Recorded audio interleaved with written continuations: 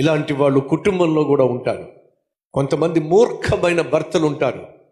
భార్య, బిడ్డలు, కుటుంబం నష్టపోతున్నా, అల్లాడిపోతున్నా, బజార్ను పడిపోతున్నా, తల్లడిల్లిపోతున్నా, ఆకలితో అలమటించిపోతున్నా, ఆర్థిక సమస్యలో కూరుకుపోతున్నా, ఈ మూర్ఖుడు మాత్రం తను అనుకున్నదే చేయాలని ఆశపడతాడు.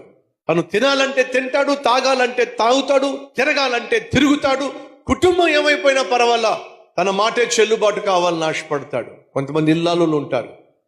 కుటుంబంలో గౌరవం కోల్పోతున్నా, కుటుంబంలో మర్యాదలు పోతున్నా, కుటుంబంలో మనశ్శాంతి లేకపోతున్నా, కుటుంబంలో నెమ్మది లేకపోతున్నా, భర్తతో గొడవ పడుతుంది, భర్తతో గొడవ పడుద్ది, పిల్లలతో గొడవ పడుద్ది, అందరితో గొడవ పడుద్ది. ఎందుకయ్యా అంటే తన మాటే చెల్లుబాటు కావాలి, తాను అనుకున్నదే జరగాలి. తన కోసం, తన స్వార్థం కోసం, తన సంతోషం కోసం ఎంతమందినైనా ఏడిపించేస్తుంది, ఎంతమందికైనా నరకం చూపించేస్తుంది. ఎవరో తెలుసా? సైతాను.